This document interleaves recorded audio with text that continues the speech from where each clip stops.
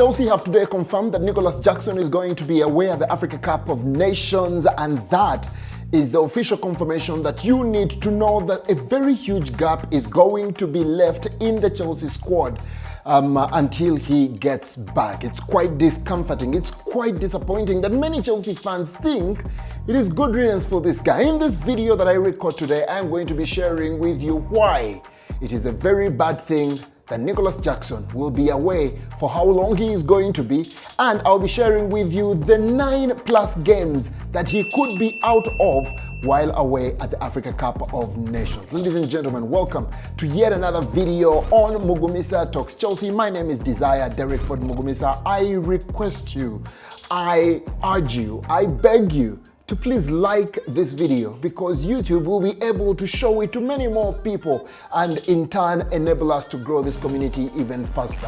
While at it, please subscribe and turn on the notification buttons so you don't get to miss out on any of the other content that I'll be releasing.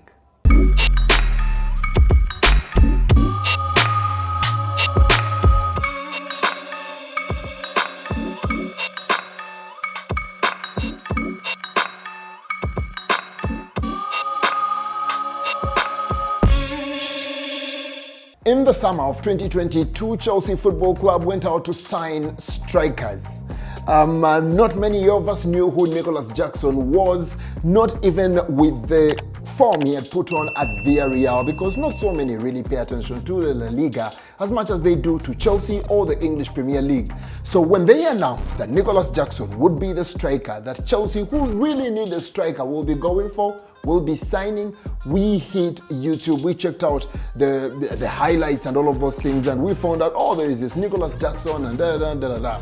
My first analysis of this guy was, as you can see, that, well, he is a guy who will go deep, pick the ball up, and will feed the other attackers, probably wingers. I don't remember the exact words, but you can see them on the screen now. And yeah, he will be feeding the other people. And I remember saying something around, not the guy that you're going to be counting on for the goals. So no one sold us anything that we didn't exactly expect, especially if we had done a little bit of research on who Nicolas Jackson was all about. He has done everything that I saw in those video clips, well, he has also shocked me with the quality of misses he has gotten to bring to the team and all of that. However, where he hasn't made up for the goals, and it's amazing. And the other day I was joking about how, oh, that hat-trick against Tottenham is quite deceptive and all of that. But hey, I was reminded very quickly, a goal is a goal. When Haaland is doing all those tap-ins and stuff like that, we are counting those goals. When Cristiano Ronaldo scores the amazing goals, but also has the number of tap-ins that he does, we accept them. So if Nicolas Jackson is going to have some of this come his way, then well and good. The man is on 8 goals already for Chelsea Football Club in his debut season. I was reading the article from the Chelsea website today, and it hit me. He's only 22 years of age. You know, I think sometimes we get carried away and we forget how old these guys are and what that actually means. Yes, we are still a club that demands results and all of those kinds of things, but we're going to have to be patient with the 22-year-olds, especially now. In fact, even more now, because before, when we had 22-year-olds, there was a 27-year-old, a 30-year-old, a 28-year-old, a 26-year-old that they were playing alongside and were guiding them and were telling them, that's wrong, next time do this. Now we have a front line of 22-year-olds, and sometimes we have a 29-year-old that acts like the 22-year-olds in terms of quality and finishing and, the indecision on whether he should assist or not. Oh, Sterling, man. But anyways, what I mean is, now we have a bigger pool of 22-year-olds or 20-year-olds and all of those that are younger. They are all learning together. Maybe we need to be a little bit more patient with them as we get to demand what we get to demand. That does not take away my criticism of Mauricio Pochettino on how more flexible he can be in terms of getting the best out of these kids. I don't think we are being helped, in matter of fact, with how rigid he is in terms of how he prefers to execute and not try out and experiment with other things. I don't think that rigidity is helping with these young kids and them having to do things again and again and again. At some point, I think some of them will be giving up and feeling like, hey, we tried our best and it didn't just work. But hey, I digress. We go back to Nicolas Jackson, 22 years of age with the Senegal national team. His debut was at the Qatar World Cup. And I think that was in a game against the Netherlands. So his career has been far from the usual and all of that. What do we get to miss? Off the top of my head, the hard runner that he is. He helps us a whole lot in the ball transition. When you look around, especially on the left wing, I realize he loves to be on the left wing, and even through the middle around the center arc, he has often picked up balls and driven them so brilliantly. Unfortunately, no statistics usually get to show how much of that gets to be done by a single player. So maybe there could have been numbers that get to praise the kind of work he gets to bring to the team. There are a couple of people who are thinking, oh my goodness, this guy is brilliant at left wing, and that was at a point whereby it looked like Pochettino was not asking him to primarily think about the goal, but just create and enable your colleagues to get to play football.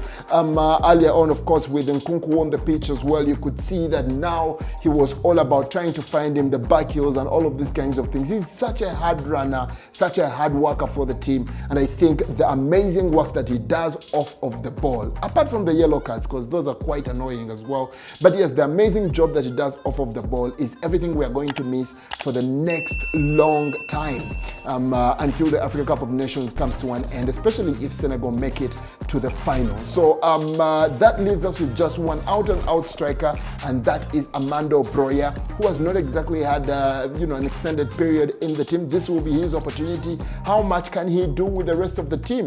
Of course, now the Nkunku is getting back in the squad. Hopefully there are no setbacks and all of that. We have Mudryk available, we have Sterling available, we have Noni Madueke, who's making a case for himself to own that right wing position. How shall we get to fare? Now, let us get a look at the games that Nicolas Jackson will get to miss, and the games we have to go through without Nicolas Jackson, who is away at the Africa Cup of Nations, where, by the way, he will be playing with the former Chelsea players Edouard Mendy as well as Kalidou Koulibaly. Both players, of course, playing for us until just last summer. So quickly, getting to look at the games that, we shall have no Nicolas Jackson. We shall remember that game against Luton was the last one that we played with him in the squad. The Senegalese have a friendly with Niger, so that means that will be the last game. He's already with the national team. They have to play that friendly before the Africa Cup of Nations with Niger. And then, of course, the group stages of the Africa Cup of Nations get to start on the 13th of January. So until at least the 24th of January, when the group stages come to an end, there is no Nicolas Jackson. So at that point, you are thinking, hopefully, and I'm sorry for all my viewers in Senegal, hopefully Senegal are out of the group stages, so Nicolas Jackson comes back a little bit earlier to the squad. Does that get to happen? I don't see how likely it is, because in their group they have Cameroon, they have the Gambia, and another team. I struggle to remember which one that is. But yes, again, you want to think that they should have enough to get to come through that particular group and get to make it to at least the quarterfinals. So yeah, there will be quite a number of games that they will get to miss for us while they are away. At least, Nicolas Jackson, while he is away from that. Now, should Senegal go all the way to the final, Jackson wouldn't be back at least until February the 21st. February the 11th. Right there. So he will be returning about February the 11th, when that is the tournament gets to come to an end. And the games between now and then, now if he's coming back on February the 11th, you don't think he makes a February the 12th game. That is Crystal Palace away in the Premier League. So that is the final game he gets to miss if Senegal make the final. But yeah, these are the games. Preston home and away, January 6th. Not so far away from today. That's about 4 days from today.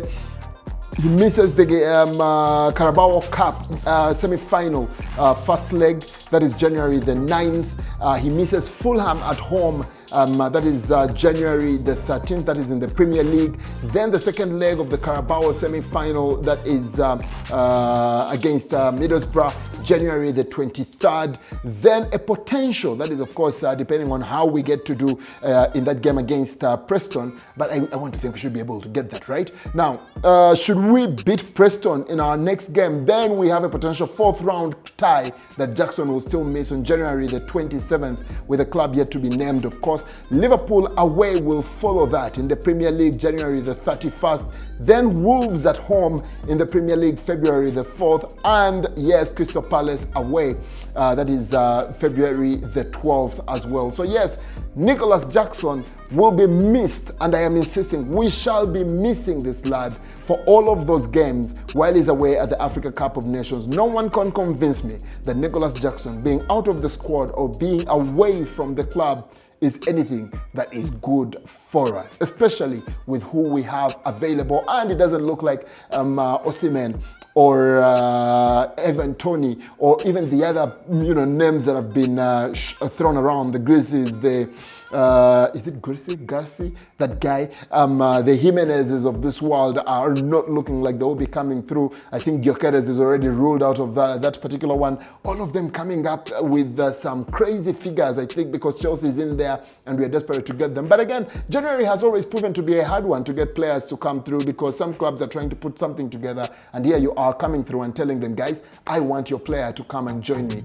right there. Anyways, I would love to hear from you in the comment section below. Will you miss Nicolas Jackson? Will Chelsea miss Nicolas Jackson? Or are you one of those people that feel, oh yeah, good riddance, let him stay away for a little bit, hopefully he does better, maybe comes back with better confidence right there. I would love to hear that conversation and have that conversation with you down here in the comment section. Until then, please, if you like the content that I put out there, I request of you to please hit that like button, because it helps YouTube put around these videos much further and help us grow this community much faster. We are on the road to 1,000. We've not even made 500. Please enable me build that number of subscribers by subscribing and sharing the channel with as many people as possible. Urge them to subscribe, and yes, please, you do and they also do, turn on the notification bell so you guys don't get to miss out on all the content that we'll be putting out to you. Until the next video, ladies and gentlemen, let's keep that blue flag flying high.